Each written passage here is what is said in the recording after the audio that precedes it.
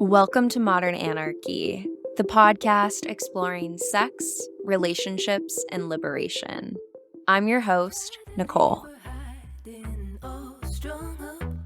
I tried to keep her quiet, but she's screaming inside of me.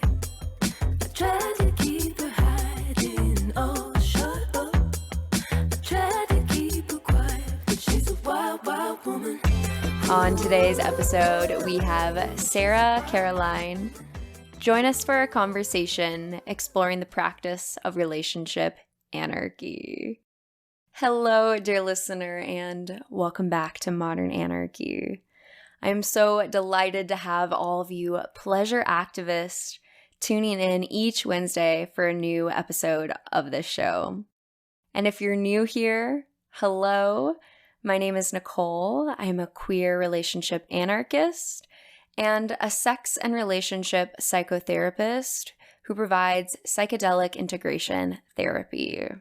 For my doctoral dissertation, I researched the practice of relationship anarchy, and I had so much joy conducting those interviews with relationship anarchists around the world that I wanted to create a space on the podcast to continue the conversation. And so this is the third interview of the Relationship Anarchy series, and I've been having so much fun conducting these interviews and growing through these conversations. And dear listener, I hope you are enjoying them just as much as I am. Today's guest, Sarah, had mentioned at the end of the episode that we need to share the stories of everyone, people of all different identities that are practicing as relationship anarchists. And so that means I need you, dear listener.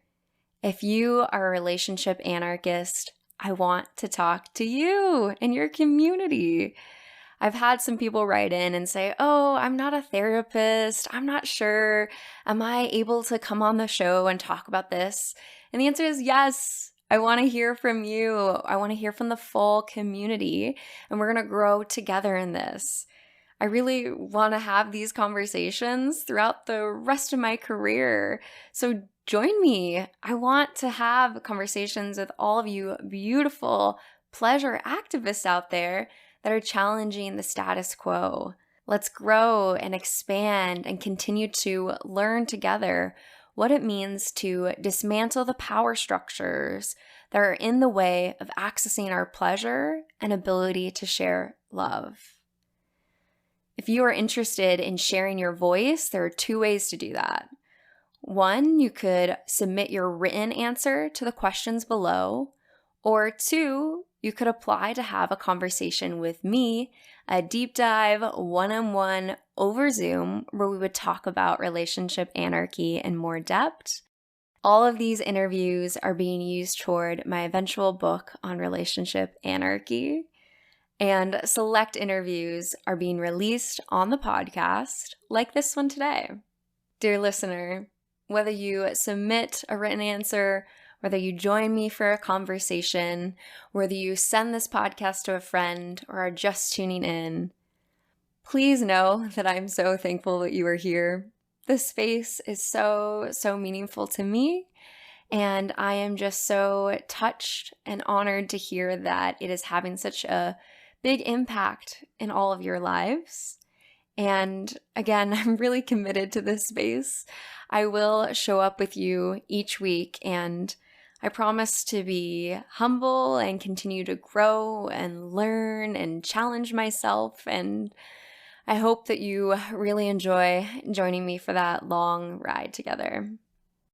All right, dear listener, please know that I am sending you all of my love.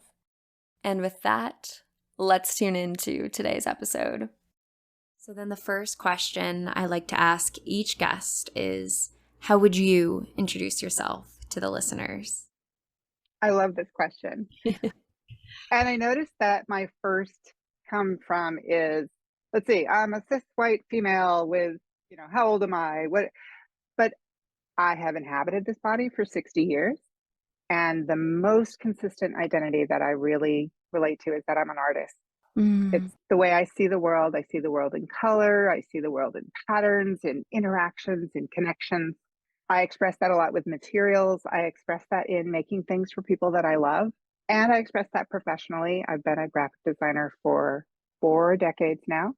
Also, who I am, I have had the honor of bringing two beings into the world who are now adults. Yeah. And I have the honor of one of those has also brought a being into the world. And that grandkid is the reason that I moved from California, where I'm from, to Philadelphia when I was 50. In that process, I left a relationship of 30 years, Wow. which was a big change. But our relationship was always unconventional.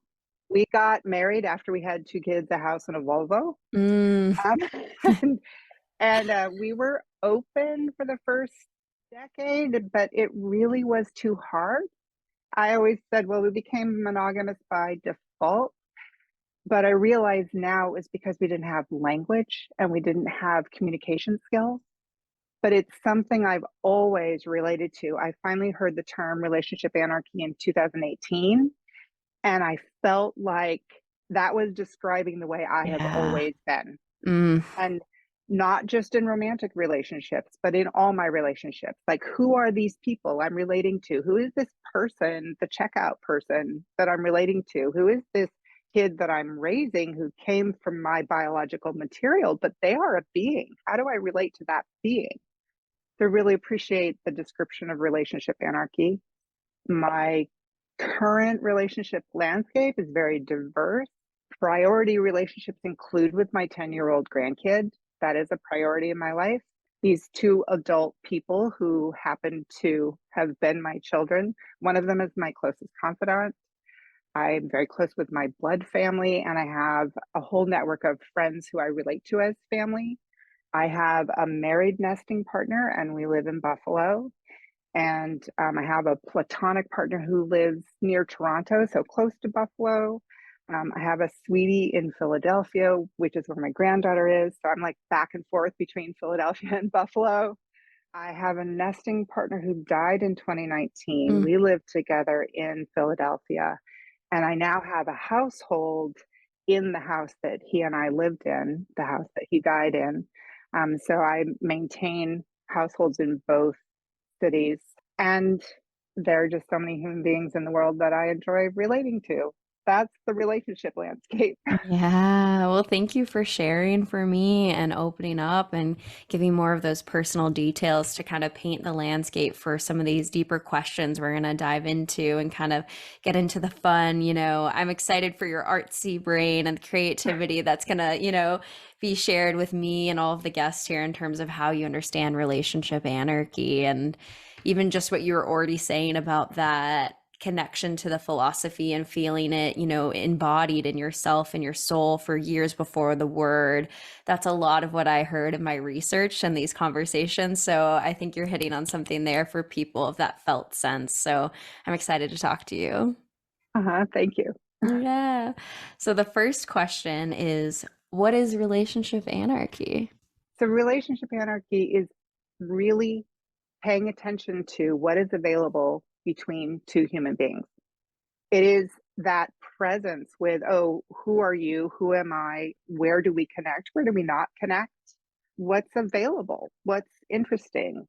Like sometimes there are things that are interesting that aren't available. Yeah. Okay. To me, relationship anarchy is paying attention to what's available and going with that. Mhm. Yeah.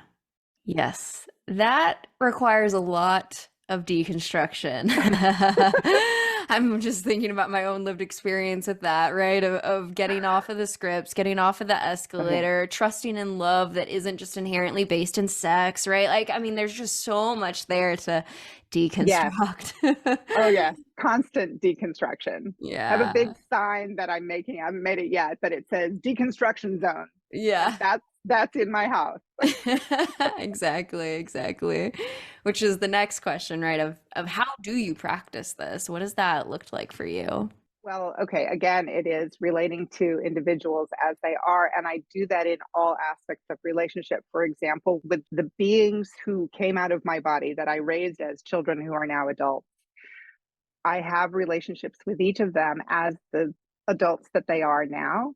The older one is also a graphic designer and illustrator, and we talk about our professional work. We share tips about how to deal with clients, and we share tips about how to deal with software and billing and creative ideas. And, like, we relate to each other that way.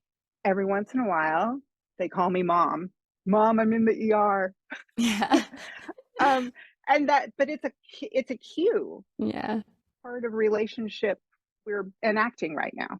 The younger one, we are just, this kid was born a Buddha, and we have always had a very equal relationship. Even when they were 7, they would say, Mom, being an adult is so hard. I can't believe all the things you have to do. I'm like, how do you know this as a 7-year-old? Yeah. And so now they travel around the country, and we talk about like what our life is and what we are trying to accomplish and what we want and our current relationships and how they're going. And really, I can share anything with them and they can share anything with me. And I just value that relationship so much. Mm-hmm. When I left my partner, married person who was the father of the children, Mm-hmm. I spent 4 years on my own, really deconstructing that. I spent time at Al-Anon. I spent time in therapy. I was really deconstructing my needs and what I want. And I went on OkCupid because one of my kids had a good experience there. And I love that there are all these words, like all these questions to answer in words. And I Sure. really took a deep dive into, what do I want in relationship? Like, I don't care what people think of me. I know what I want. If you don't like this, I don't care. Hell Like, yeah. but the person who did care, a person who really liked that, found me, and we just connected so deeply, so deeply. They were polyamorous.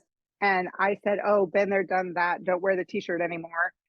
Because when I had it in this earlier relationship, it was so hard. Sure.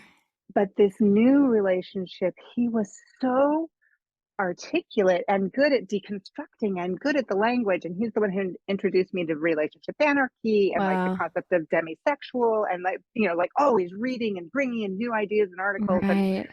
our communication was so clear that as we practiced polyamory together, I had all the opportunities to like really relate to, like, okay, if I'm feeling jealousy, what does that mean for me? And I could talk to him, and started creating metamor relationships, and Yeah. like it was really fruitful. Mm. And then he got cancer, and in 6 weeks he died. Oh, I'm so sorry for your loss. It was intense, and he was like, okay, I'm dying, what do I do? Like, how do I do this well? He had an amazing death, and I was right there with him. Yeah. Should not have happened, but it did, and it was the best it could be. Yeah. So from there, he and I talked about, like, you got to go live your life. You're going to have love. You're going to have an amazing life. And so really processed my grief. I still am. It's been 4.5 years. Of course. And I reached out again, and using that tool of OkCupid that works for me because of the words, another person who connects to words. Ah. We connected. I was in California. They were in Buffalo, because we were completely authentic about who we were. No holds barred. It doesn't matter. I'm just going to tell you who I am. And if you don't like me, that's fine. We knew right away that we wanted to have a life partnership. So we met in March 2020 during the pandemic, and all we could do was talk and share everything. And in June of 2020, we decided we wanted to get married. A lot of it came out of that paradigm of, like, when you want to have a life partner, you marry them. I'm continually deconstructing that paradigm, it's so foundational. But we realized that we wanted to create our marriage as what we wanted it to be. We're not going to accept the prescriptions. So in writing our vows, we literally were defining what part of marriage we wanted. Beautiful. We used the relationship anarchy smorgasbord. I love this. It was so great. It was so good. It's like, okay, I definitely want this and this, and I'd like those to be exclusive, I think, but we can negotiate that. But like, I definitely want this, this, this, this, this, a little bit of cilantro. Yeah, exactly. And, like, yeah, you're totally open to share these with other people. We're totally open to share these with other people. There's Mhm. just a couple things that, let's consider those these. Yeah. So we wrote our vows that way. Oh, how beautiful. I'm really good with one or two relationships. That's a lot of energy. So I have a smaller romantic, let me define that, a smaller romantic relationship landscape. My married nesting partner loves meeting people and loves that process of developing the relationship. And it's been such a great process of like sharing that with them as they, Yeah. develop new relationships. And we talk about what we're experiencing. So that's the practice. And then I have this platonic partner who we are each other's people. Sure. We tell each other everything, and like that's the person, that I would go to. Like my nesting partner is present and also that person. Like I have a lot of that kind of person, but there's an undeniable connection between me and my platonic partner. And then I have a sweetie in Philadelphia. It's like so sweet and romantic, and that's part of it. That's kind of Mhm. the high notes. Yeah, exactly. We'll get to the low notes. That's the question at the end, right? The Oh, the, yeah, the yeah, yeah. difficulties. Yeah. Yeah. Constant, yeah. Yeah. What a big abundance of relationships you have in your life that are so fulfilling. And just even the first point on communication, right? Woof, if we could use one word, it's just lots of communication, which I think is hot when you're on the same page, right? That we love that, right? But the amount of communication is much more than when you have the escalator and these clear boxes and these clear paths forward. So I love that you hit on that. And you also, hit on family as a part of the way that you orient this. That was also something I saw in my research, right? So many people kind of practice this within sexual romantic, deconstruction, but that also means applying it to the other relationships in our lives, like family. And how do you do that in a way that's conscious of power dynamics and societal implications, right? So that's a huge piece as well. And I think even, the marriage thing, it's so much, you hit on the importance of it being descriptive. What do you want Yes, this to mean for you? Not what yes, society says it is, not what this is this.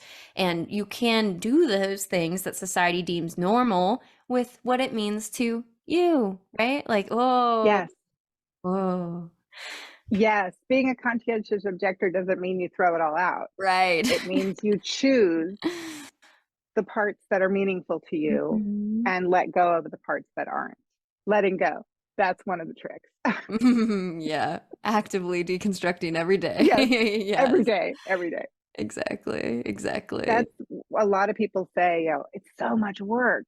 And yes, it is. It's constant work every day. And this is the work that I would rather do. Oh yeah, are you kidding me? Yeah. I want to do this work. I want to spend my energy deconstructing. Well, when you said that, it triggered this thing in me. What was that in me that it triggered? And it actually has to do with this experience that I had. Like, no conversation is just like, okay. Yeah, exactly. Right. And when relationships create our quality of life, Oh, yes. of course, this is where I'd want to invest my energy in getting more nuanced understanding of what the people in my world are hearing when I speak to them and what it's activating and all of that. And again, compared to the culture of comedy about the ball and chain. Oh my God, the ball and chain, right? Like this sort of normalized world of this relationship, such a drag on my life. And I mean, again, I will choose hours of conversation for joy and pleasure in my relationship over the alternative. That isn't even an option on the table. That just never has been. I have some difficult relationships and I stick with them because there's fruit in there. There's juice in there. But that I'm aware of that. It's not just like, well, I have to. I know, I know. So even that nuance, right? It's not all pleasure. There are days of work and investing in that, but it's not this space of, I'm forced to do this. This is something we're freely choosing. And the beauty of investing time and energy in growing that garden, it takes those days of going out there and doing that sort of work for the blossoms, right? Yes. Yes. Mhm. And same with family, that blood family isn't an obligation. Right. Yep, that's a real big one. If that family doesn't work, find other family that does. I Mhm. have been fortunate in my blood family of having really good connections there. And I also have friends who really are my family. Exactly. Yeah, same. It's been very Mhm. meaningful to find those relationships and the people that understand you and can be that, and I think that's definitely something, at least for me, I've had to deconstruct a lot of pressure around, right? Because there's so many Mhm. societal messages around what it means to be a good daughter, a good blank, a good this. And so I think sometimes, the relationship anarchy practice definitely is something that grounds me in that of what does it mean to actually look at these relationships as individual relationships and kind of come Yeah, from that space rather than I should do this, right? Getting locked in those right, shoulds. right, right. Love getting rid of those. Unrooted. Those are the weeds that you pull out. Yes. Wait, there's a should. Wait, why should I? Why? Uh-huh. What's that? Yeah. Exactly, exactly. Yeah. And maybe we're already hitting on this one, but why do you practice relationship anarchy? My gut reaction is I can't imagine being any other way. Right. That's my gut reaction. Um, it feels human. If I have a spiritual practice, it is the practice of being as human as I can be and allowing people to be as human as they are. This feels natural. It just feels true to Mhm. me. Yeah. I'd love to hear more on the spiritual practice. My mind is already percolating with ideas of how that connects, but I'd love to hear more. I grew up in Berkeley, California. In a lot of spiritual practice, I have been part of groups and organizations with, exploration. And I've come to a sort of agnostic place of not feeling like there's any identity out there, but we are connected kind of like mycelium. And I just keep on coming back to the earth and the humanness, and there is something special that happens with us, our ability to be conscious. There's something special about that. I don't want to deify it. I don't want to make it this big, like inaccessible, big spiritual thing. But I do. That's why I say if I had a spiritual practice, it really is this practice of being human Hmm. and being, grounded in our bodies. And one of my practices, when I did commute to an office, I would ride on the subway and look at people's faces and just see the human beauty in them, like everybody, not just, people who fit the prescription of beauty for our culture, but just these human beings and try and imagine what their inner landscape might be like and what their life might be like and what challenges they might be facing and what joys they might experience. And that for me is a kind of mindful spiritual practice. Yeah. Yeah, and I mean, it's so much to really slow down and think about the full worlds that every human has in their head. When you really try to slow Yeah. down, like you're saying on the subway or the train, and kind of just, oh, this person has a whole history, a whole collection, a whole list of dreams, sorrows, pain. But I mean, wow, when you really sit with that, I mean, there is something spiritual about just the level of world building that we all do up there, right? And Yes. trying to hold that reality and even just I think there's a lot of beauty in the spiritual practice of love, right? What does it mean to hold that and try and be as conscious of that when I am connecting with this person? I could see the relationship anarchy practice as a spiritual practice of love, right? What does it mean to do Yes. that intentionally in a way that maybe society often puts that sort of intentionality to one person? What would it mean to do that to all people, right? Yes. Yeah. I just love that, like, each person is the center of their own universe. And so I sort of watch them and, like, oh, what is your Uh-huh. universe? And driving all these people in cars, and like each one of them is the center of their universe. Mhm. Yeah. That's an awesome Yeah, practice. exactly. Which is really exciting. I think then to think about the narratives that you can write with people, knowing that, holding that, right? Of, okay, we are isolated in our own universe, the center there, but then what sort of narrative are we co-creating then when we come together? Oh, I mean, I just get excited about the possibilities of narratives you can write and stories and all of the beauty of that. Yes, yes, and it is stories. That's what we do as humans, is that we tell stories about our experience, and we can share stories, which is so exciting. And an interesting question that one of my metamors asked recently is, how do you want to feel in relationship? And so in our polycule, we sort of all have been answering this question. And one of the things that I came up with is that I want to feel like I'm in cahoots. I want to be co-creating. I want to be in this conspiratorial space of like, what are we doing together? And it's writing stories and it's sharing those stories and sort of both being invested in similar stories. But like a story, you can have improv. You can say, oh, hey, it's going this way now. That's the practice of saying yes and yeah, co-creating stories. It's all stories. Right. That's all it is, really, is it's all stories. Hence the beauty of the story I'm telling myself is before you say to the partner, you know? Exactly. Yeah. Exactly. Yeah. Yeah. Oh, it's such a good, that's a really good relational tool. Yeah. Totally Mhm. easier said than done than to remember in the distress of the moment, but important to remember and sort of And have that. practice. Yeah.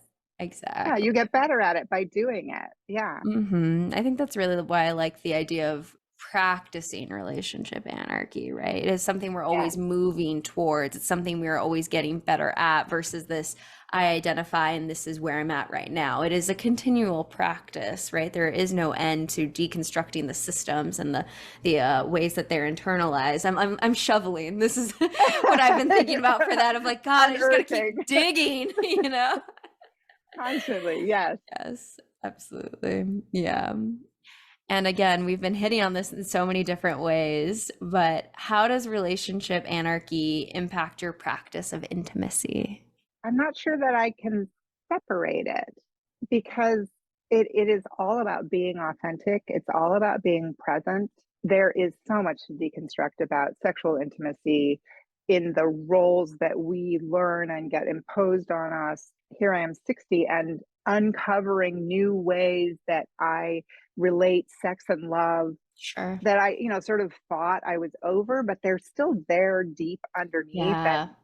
as bodies change and Hmm. sex is different, and like for me personally, I have diminished sensations, which is really frustrating and not what I would expect because I've just had so many great sensations in my life.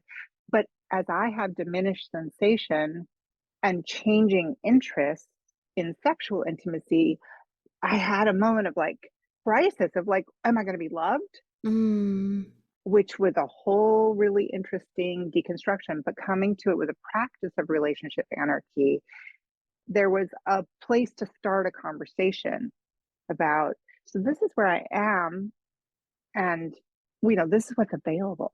And my partner's saying, okay, well, I'm interested in what is available, and I'm okay that that other thing isn't available. And are there things that are available that we haven't discovered yet? It's been an amazing place to be with people who are also practicing relationship anarchy. mhm. And, all of it, no one is perfect. It is a practice, and we all have such deep things to uncover. But it's been a really gentle and kind place to explore intimacy and to explore all the forms of intimacy.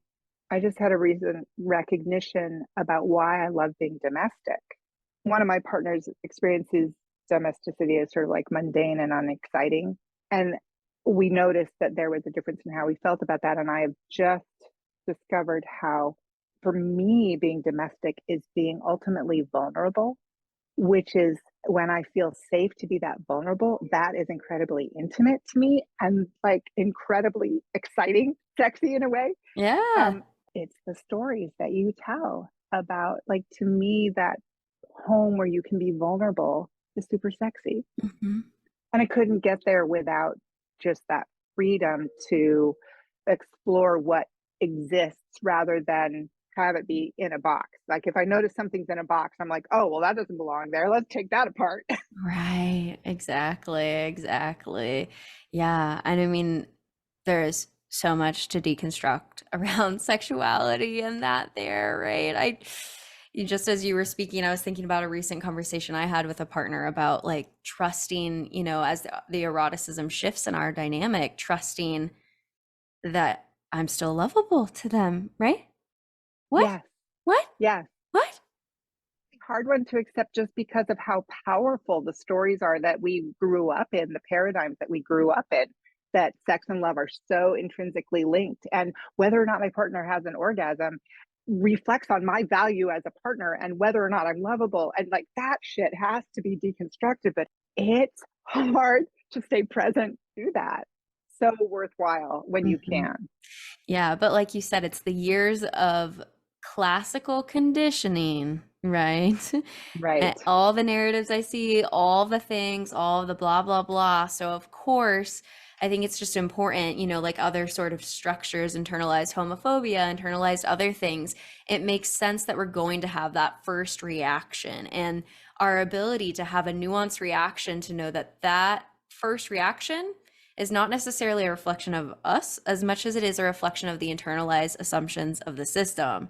And once we have that awareness, then we can bring that into relationship with the people we're with. And I can say, oh, I'm scared that you're not going to love me if we take this off the table. And the beauty of the relationship anarchist that I'm with says, there are so many other forms of intimacy, Nicole. It's okay. And then you Yeah. cry, right? Right. You're like, Right. okay, okay. Well, now maybe I want to have sex. I don't know, like now that the Yes. pressure's off, Jesus. Right. Right. It's such a beautiful thing to accept your first reaction, to not reject it, even Mhm. just to go, oh, wow, that was my first reaction. And noticing that it is so often conditioned by the external forces. The first one is often accept. And so to sit through that, to allow it, to move through it, that it takes practice. I mean, I feel like I've been practicing all my life Yeah. and getting, like, and getting better at it and, like making improvements. There are things Yes. that are easier for me now. The first time with my partner in 2018, when I was sort of becoming polyamorous again, was really hard for me when they were sexually intimate with other people because of that fear. Oh, you're going to want to have sex with them and not with me, right? But Sure. but then we talked about it. So now I just have so much compersion when my partner is having sex with other people. I'm like, no, it's really exciting because you're having a really good time, and I'm so glad. And like, in our bed, sure, like no problem. But then some little thing will happen. No, that's our nest. I can't do Ah! that. It's like the weirdest things that, and my reaction was, oh, okay, I had that. And both of us were like, okay, yeah, that's a real reaction. Are you attached to that reaction? Well, I'm really not sure. Let's think about that. Yeah. Isn't that funny? The things that hit. It's not sex anymore. I, Now it's the other no, things. right, exactly. Exactly. Yeah, at one point it was, I don't want you to go any restaurants with that person. Like new restaurants are for us. But I mean, it's a valid reaction, and do you want to be attached to that or not? That's sort of one of the questions. It's like, do you want to keep that one? Okay. I love that question. Yeah. Do you want to be attached to this or not? Right. It gives you enough of that space to say, okay, this is my first reaction. We don't always trust the first reaction, but it's Yeah. there and we recognize it and we validate it. Now, what do we want to do? Right. Do you want to attach to Right. it? The recognition of validation is actually really good. Like my nesting partner's reaction was like, well, if that's important to you, like I'm okay with that. I'm okay with not doing that here if that's important to you. Like, and that provides the freedom. I may or may not choose to stay attached to that, but I really feel like I have the freedom because they validated and honored Right. what my reaction was. Yeah. Yeah. And I really appreciate you naming, at the very beginning how hard it was to even comprehend your partner having sex with someone else, right? To the space of joy that you have now with it and realizing the other things that pin that same sort of feeling now, right? But something way beyond that, right? Yeah, yeah, there is an evolution. There really is an evolution of practice, and I really become more aware of things that I become comfortable with. And then when the new things come up that I'm uncomfortable with, I see them like, oh, there's a new uncomfortable thing. Well, I've worked through other uncomfortable things before. Okay, hi, uncomfortable thing. What are you? There's a resilience that comes with experience and comes with practice. I mean, I experienced that as a parent. Like by the time my kids were teenagers, I'm like, okay, this is hard, but I've been doing this for a while. In my career, I've been doing it for a long time. Like new things that come up that are hard, I'm like, okay, I think I've got the resources to handle this. And I'm feeling that way in relationships. Like Beautiful. when those triggers come up, I feel like I have the resources and the confidence of, this doesn't feel great right now, but I'm pretty sure I can work through this. Hmm. That's a difference. Yes, it is, rather than maybe at the first point of it, right? Which who knows who's listening, right? Someone at that very beginning point of the, oh God, you're gonna do what? Oh, and I've definitely gone through this at the beginning of my journey. Maybe this isn't for me. Maybe I'm completely wrong. Maybe this isn't the answer, and I regret everything I've ever said on the podcast, right? That's the first thought versus years of doing this to, oh, I've done hard things in the past. I know I Hmm. can do this again. I know I am not my reactions. I am the Yes. actions that I choose to take, right? Like, oof. Yeah. Yeah. That takes experience Yeah. to have confidence in that, because sometimes it really doesn't feel like it. Mhm. It is really hard. It is a lot of work, and the benefits are so great Mhm. that I feel so much love. There's so many people I'm Yeah, connected with. My partners have picked amazing people. I have they amazing always do. relationships with metamors. Oh my Yeah. God. It's like, these are great people. Yeah. And I have such freedom to be myself. And if I choose something that one of my partners isn't into, that's great. They don't have to participate. There are other people that can participate, or I've got a really great relationship with myself. Yeah, So I can just do that with me. If no one else is into it, like, exactly. Mhm. movie I want to go see and I don't know anyone who wants to go see it, I'll go see it. It'd Yeah. be fun to share, but that's not the only way to do it. Yeah, I think that is exactly how we get out of the model of the ball and chain, right? Yes. The force of this is the one person who has to do everything with me and needs to meet all of my needs, et cetera, to a much more expansive of what sounds good for the both of us. What is going to bring both of us joy to invest our limited time and energy on this planet in, right? Yes. Yes. Yeah. Mhm. Which we're kind of talking about all the joys. Let's hit on the Uh-huh. next question, which is what are the difficulties of relationship anarchy? Yes. Well, it's challenging all of those assumptions that you have. One of the ones that catches me the most still, and I've been recently putting a lot more energy into, is that all the ways in which the mononormative paradigm tells me I'm special. Mm, And when you let go of, well, if I'm not the only one, how am I special? If I'm not the one you want to have sex with more than anybody else, how am I special?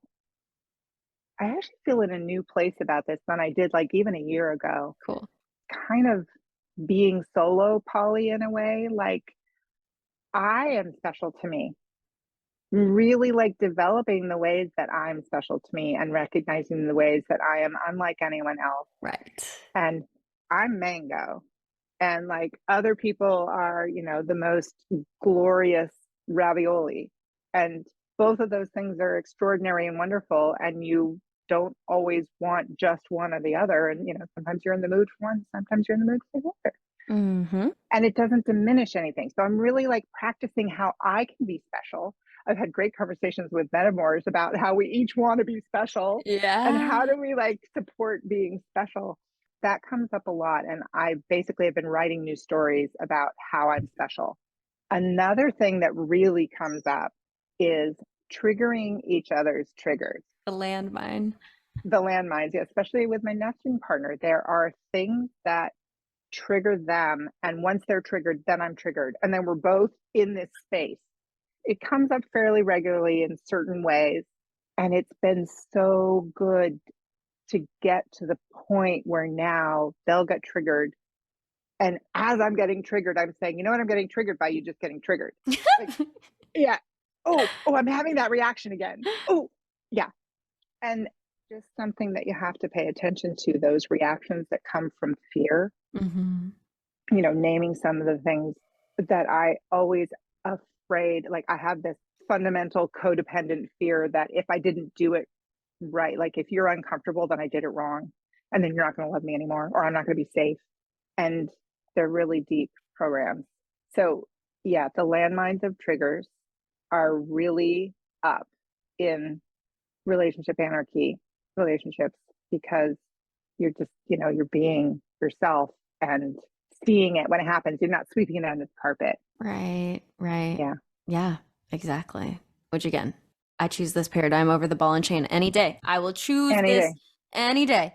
monogamy through exclusivity and that sacredness and the ways that, it's one person that I have sex and romance with, and that's how they find the safety. And I was just like chewing on it, chewing on it, chewing on it. And then I came to what you kind of said of, wait, I find sacredness through exclusivity, not of control of their sexuality, not of control of their romantic freedom, but in the exclusivity of me. Like no one else is ever going to be me. I find the Right. sacredness of that through me. Good luck finding Right. another Nicole. I wish I could find her. Where's she at? I want Right, a twin, exactly. you know? Right. Right. um, And women in our culture are just so trained to compete, like always scanning who's the best looking in the room. Am I better looking than her? Oh, what do I do if she's better looking than me? Like that is so much part of our culture, and we're trained to this. But just turning that around, as you say, like there isn't anyone who can be like me, and I have to trust that, if you like me, you like me, and if you don't, okay. right. If you're not in the mood for me right now, like, I can be disappointed because I was in the mood for you. But if you're not, I don't really want you to be with me if you're not in the mood for me. So I'll go find something else to do. Hmm. Yeah, I find a lot of security in that, this embrace of change, embrace of the inevitability of all of Yeah. this, right? Of, okay, I am the only person that is going to be me. If you want me, beautiful. And that might change one day. And okay, if that's the case, then I want you to follow what brings you happiness and joy. I do not Yes. want to be your ball and chain in this world, okay? Do not. And of Do not. course, it's Yes. gonna hurt, but I don't want someone who doesn't want to be with me, and nor would I do that to someone else. And so I think that embrace of the sacredness of our exclusivity of the self here, Self. I right? love that. I love that phrase. Yeah, I have felt that if there's a good and evil, which I'm not convinced there is, but sort of the closest that I come to it is that exclusivity is often really negative and inclusivity is often really good. And so that's also, I come to like the exclusiveness of the relationship, if it's only you, feels limited and cut off. Even if the two of us are choosing to stand here, I want to stand embracing the world. I want to stand looking out. I want to stand engaging, even if there's two of us together. So exclusivity always has a little bit of a charge for me, but the uniqueness of there is only one you, there's only one me, there's only one them. You can't repeat that. You can't. That's the unicorn princess.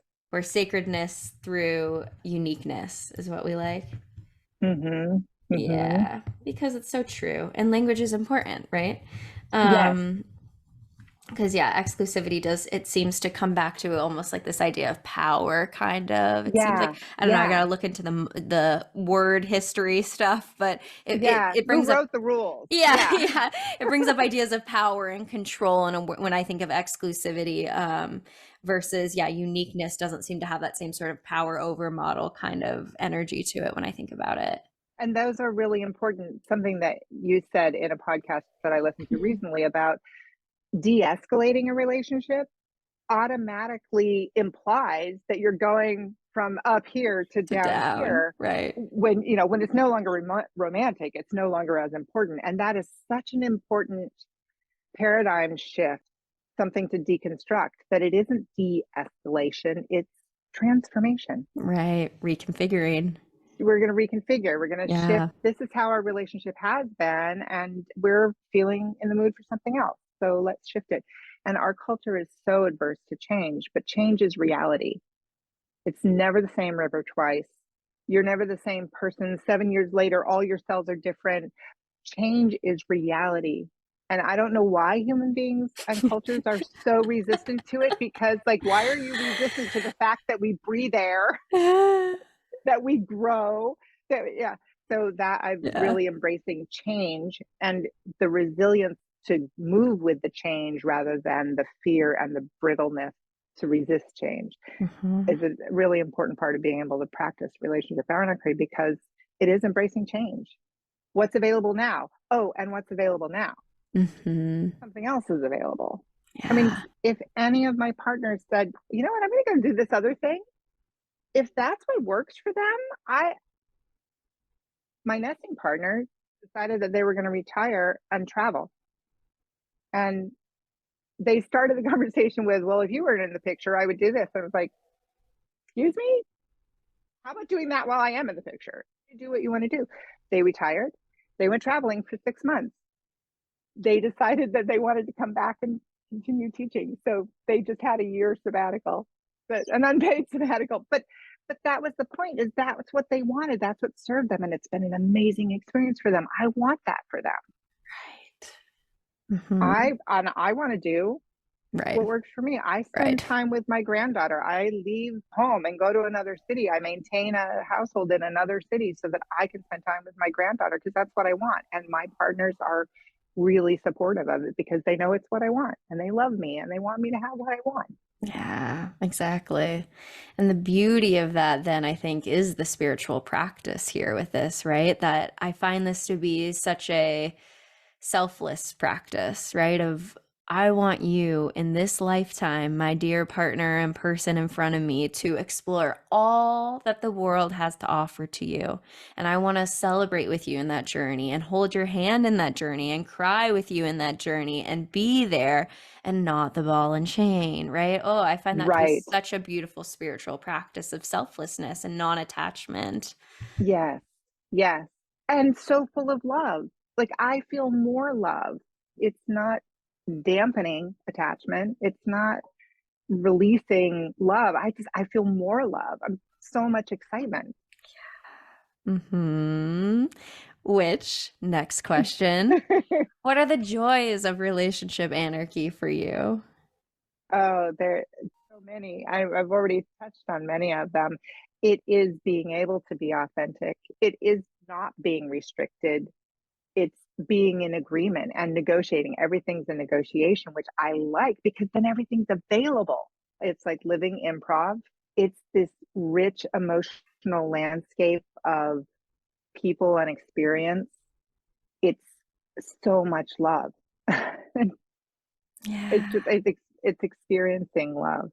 Hmm. Like, I just love like the 2, 3, 4, 5 way conversations that we get going among polycules, and Yes.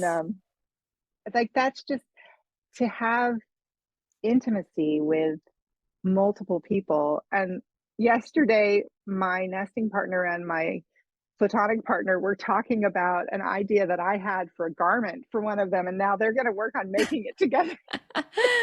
Cute, cute. That's a pleasure. That's a pleasure. Mm-hmm. And then your partners will unionize against you, which has been that's been a fun one for Now, me. Yeah. oh dear. Just jokingly, of course. But Jokingly, yes. I have this like radiator that's way too hot next to my bed, and every partner's like, I can't put up with this. We're gonna unionize to get the radiator removed. I thought I that was a love that. funny joke the other day. I was just like, I I'm love that. I so love sorry. that. I sleep Well, and the hot. humor. Yeah, exactly. The Yeah. humor is so wonderful. Hmm. Yeah. Yeah. And I guess I want to hold a little bit of space too to talk about what it means to be a woman who's doing this.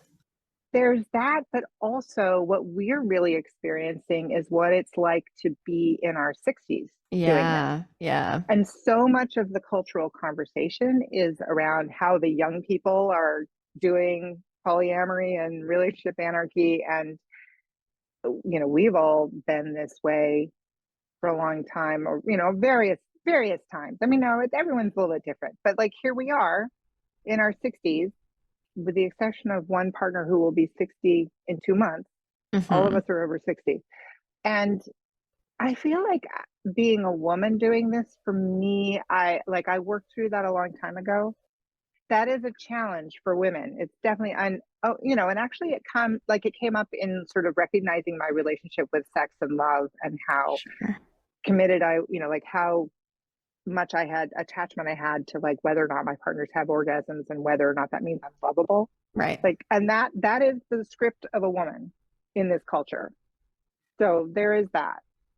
The women in my polycule are so open and powerful, and know themselves. And that's just amazing to be in a relationship with them. And the men in my polycule are very open and powerful and amazingly, aware of their emotions and their internal landscapes. I mean, these are just amazing people. I'm also really interested in deconstructing gender roles. Right. I see my cis male bodied partners expressing things that are not part of their gender culture. Mm-hmm. Like my partner who traveled decided that they were interested in long dangle earrings and came home with an amazing collection of earrings, and now we share. Love that. Amazing. Why does having a cis white male body mean you can't be stylish? Like, right, just let go of that. Yeah, Let exactly. go of that. Yeah. More scripts of power of how to be in relationship to self, right? Right. I don't want to diminish the challenge for women, but I also, all of us are challenged by the scripts that Oh, we yeah. grew up in. Yeah. I really have been privileged to grow up in privilege. I mean, that got handed to me by being cis white and female, but also in the culture that I grew up in, Berkeley, California, I and was a very thinking that. open, Yep. liberal. Yeah, Yep. no, I really recognize like a lot of barriers were never in my way.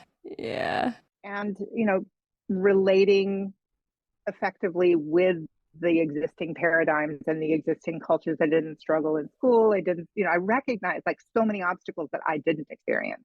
I want to believe that this kind of freedom and self-awareness is available to everyone. And I recognize that I have had much fewer barriers.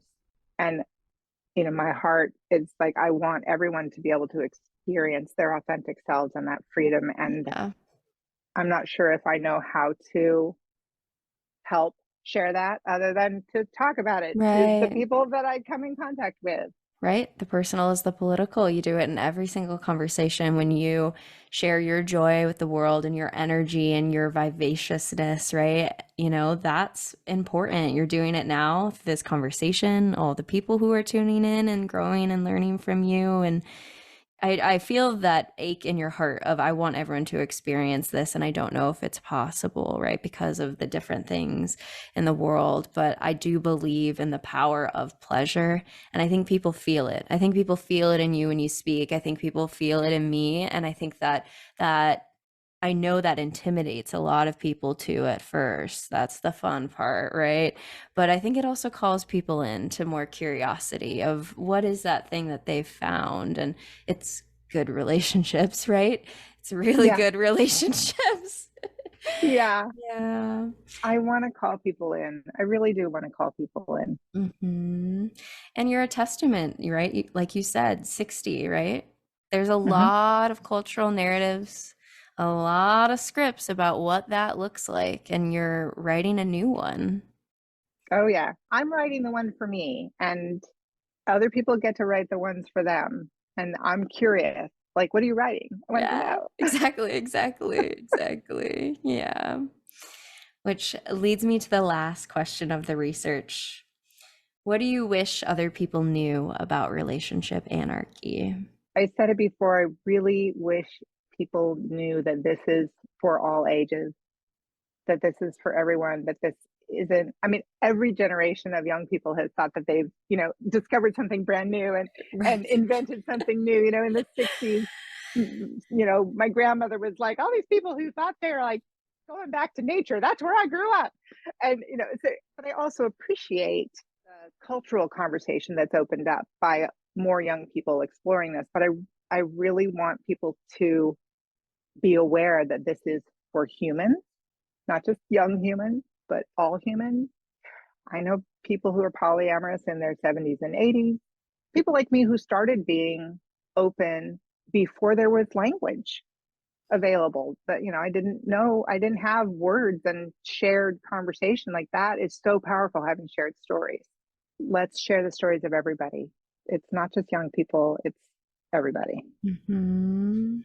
Which is why it's been such a pleasure to have you here, right? I really appreciate you answering the call for the research and the opportunity to come on here, right? Because you are that voice that someone can actually hear talk about their lived experience with the passion in their voice. Words are incredibly powerful.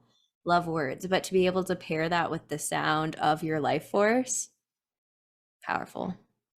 Thank you. Well, and thank you for doing this research and for reaching out. And you are one of those people who is helping give words to this experience that many of us are living. And I really appreciate the words that you're exploring and the words that you're sharing. They are very powerful and have touched me and brought new insight to me also in listening to just, a few of your many podcasts, and definitely a part of my repertoire now. Ah, And thank sharing with you. people. Oh, yes. Thank you. Oh, I want to embody that feeling so deeply. Thank you so much. I really appreciate that. And I'm changed, right? I've got my sacredness through uniqueness written down over here, and just the ways that these conversations will continue to shape me. And so we're doing this collectively as a movement. And I'm so thankful to be having these beautiful conversations where I don't know you, but we come together through the two words, relationship anarchy. And in so many ways, I know you immediately, right? And can have such a level of conversation and shared understanding that brings that life force and zest because of the shared understanding there. Yes, these stories that we share are so powerful. Yeah. Yeah. Well, I want to take a deep breath together. And so I'll ask you if there's anything left on your heart that you want to share with the listeners. Otherwise, I can guide us towards a closing question. It's been such a wonderful, far-ranging conversation. I know that there's a lot more that we could explore, but I feel really grateful for everything that we have explored. I don't feel like there's anything glaringly missing. Good. Okay. Well, then the closing question that I ask each guest is, what is one thing that you wish other people knew was more normal? Being human, being reactive, being changing, being emotional, being numb, being depressed, being programmed. All of these are states of being human, and it is okay that you are human and having all those different experiences. We're so hard on ourselves. Oh my God, I'm too emotional. Oh, I can't operate the way I'm supposed to operate. If we could just normalize our lived experience as okay, maybe it's not what we want it to be, but by accepting it for what it is, then we actually can work with it. Right. Yeah, because not allowing yourself to be human, which is so much of what our culture lays on us. Don't be human. Mm-hmm. Not allowing ourselves to be human gets us stuck. And I really want people to just be okay that they are human so that they can actually grow. Mm-hmm. Such an important message. And the beauty of sharing those human parts, those tender parts in community with people who can see you, validate and say, hey, I've been there. I know, or I don't know that feeling because I'm not you, but I have felt something similar. I hear you. Let me be with you in that messiness, right? That's really the power of relationships, and hopefully to kind of demystify so much of, like you said, society wants you to show up on Monday, answer the phone call in your customer service voice, dare you get upset or cry, right? You're not in the system. And so just, a future world of deeper relationships with more space for our humanness. Oof, it's a better world. Yeah. That's the place I want to live. Well, it was such a joy to have you on the podcast today. So thank you for joining me. Such a joy to talk with you. Thank you so much for reaching out. Absolutely. Yeah. Would you like me to cue for you to plug your art and your connections? Would that, no? Okay. Well, then. I'm just me. Doesn't Got have it. anything, nothing. Oh, but just for fun, in my form, I did put the link to the New York Times article of the vows article that they wrote about when I got married. It was really awesome. Yeah, I love it brings that. up all relationship anarchy and polyamory, and that my partner who died, his ashes were in a bear, was the witness at our wedding. And yeah, it's like that's the only thing that's fun to share, but it's not good plugging it. That's what I have to share. Sure, great. Well, then I'll leave the recording just as is so all the listeners can go and find that there, Beautiful. I'm really glad that that's probably a really neat article. I'm going to have to check that out. Well, thank you for joining us today. If you enjoyed today's episode, then leave us a 5-star review wherever you listen to your podcast. And head on over to modernanarchypodcast.com to get resources and learn more about all the things we talked about on today's episode. I want to thank you for tuning in, and I will see you all next week.